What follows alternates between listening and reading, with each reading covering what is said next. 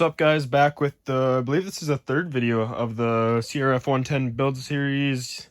Last video we did suspension. I'm still waiting on the extender rod for the rear shock. But today we're going to be doing cradle and skid plate. Or cradle and hopefully skid plate. So I got this Nubs engine cradle. NUBZ, and I guess it's an engine, foot peg, whatever, frame cradle. Comes with cradle. I think they got it this just like a silverish or aluminum and red maybe. I assume these two bolts go into the cases, and I think this one bolts to the frame. And then I have this skid plate off just like a Chinese bike.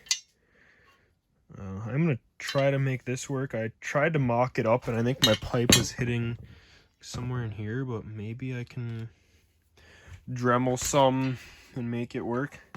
Not positive yet, but we're for sure gonna get this on because I don't want to be ripping the foot pegs out of my bike. All right, kind of got it propped up, and I'm gonna start by just taking only the back two bolts for the peg bar, and then we're gonna mock it up, see how it looks. Thought about it for more than 1 second, and I put the kickstand up because it was leaning on this, and I took those back two 12 mils out, and I loosened these, which were already pretty dang loose, so good thing I checked them. But now I'm able to move it a little bit, so I'm gonna put this on, slide this bolt through it, and see if we can get these in here. And these are a little bit longer, the ones it comes with, so I am gonna be using those.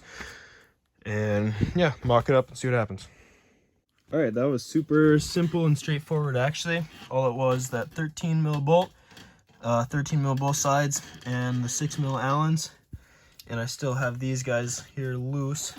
Now I'm gonna try to mock up the skid plate and see what I can make happen. And now here's what I'm gonna try to do. I saw a guy do this on a TTR 110.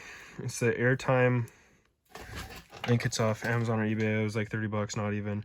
Folding brake lever tip, but it actually would extend it like an inch. So what I'm gonna try to do is I'm gonna take a grinder. You have to cut right here and cut that weld off right there. And there's this little groove right there, if you can see. Right, yeah. That little groove right there. You want to get rid of that too. Alright guys, so I was able to grind down that ridge that was there. Got that grinded down, grinded off the peg, pedal tip. Just cut that weld.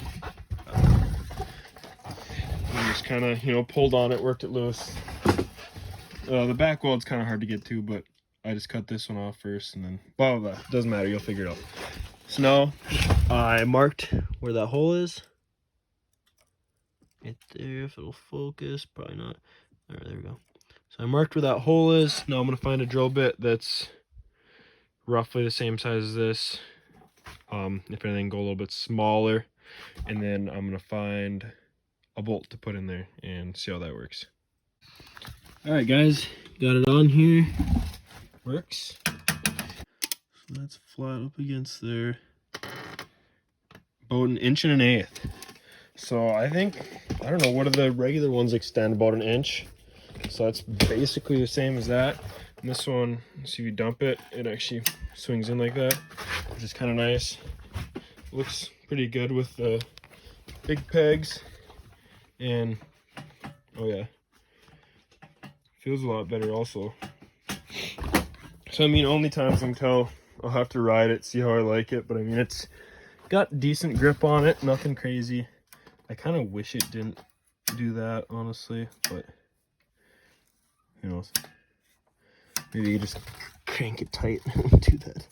No, I'll just leave it. But I'm just gonna trim off the back of that bolt there. I used just an Allen head with a lock nut, so hopefully that sucker don't come loose.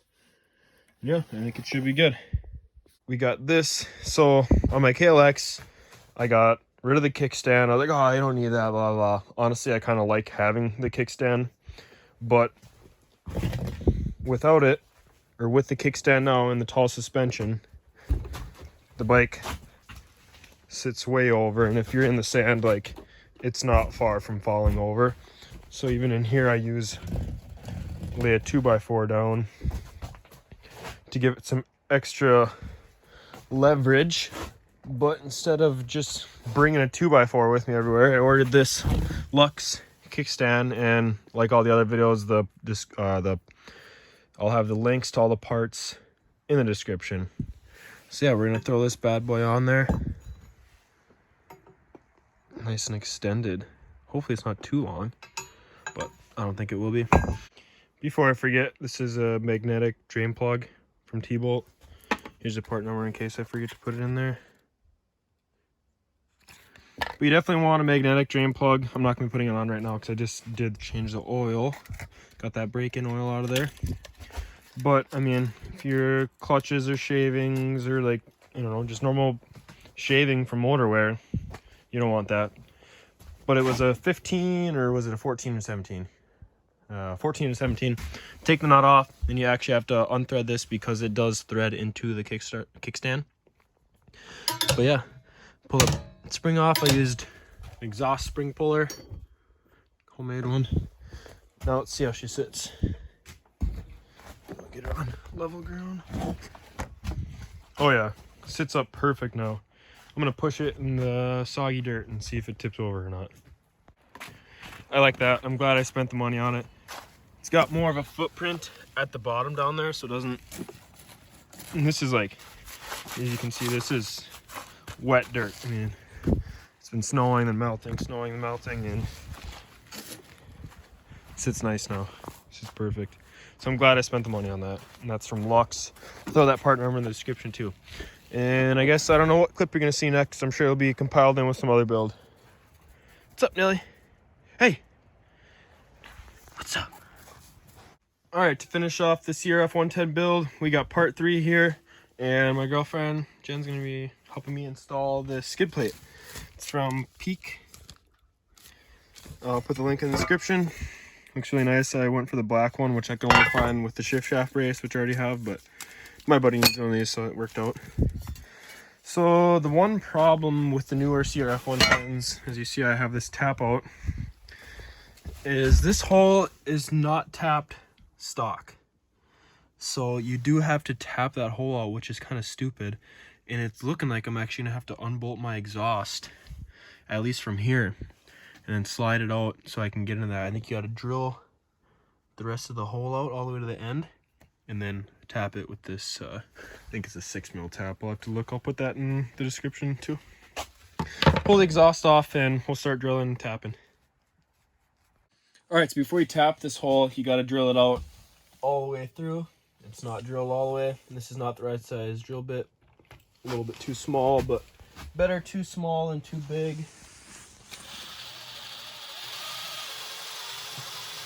So I drilled the hole too big, so I found a standard bolt in a tap. So I did have to tap it a little bit bigger, but whatever. So yeah, just make sure you get the right size drill bit before you start drilling if you don't want to have to find new bolts. So you're going to take this bolt off. 8mm right there. You already have the other side off.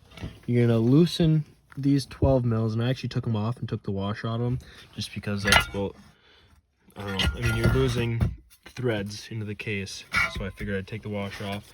And then I actually had this piece sits on there like that, and I had to cut it like that because that's how it'll fit like that now. So now I'm going to bolt this back in using this bottom bolt. Okay, so you put this bolt that they give you, and on the other side also, but like I said, I didn't use the right size, so I had to get a bigger bolt. Now you're going to tighten up those 12mm and snug up this 10mm and 10mm on the other side. You'll be good to go. All right, got this skid plate on. Fits nice. Sits flat on a stand finally. I'm glad I was able to reuse this plastic cover because I didn't really want to see that sensor. Got the exhaust bolted back on. That's the other bolt I had to use. But yeah, looks good.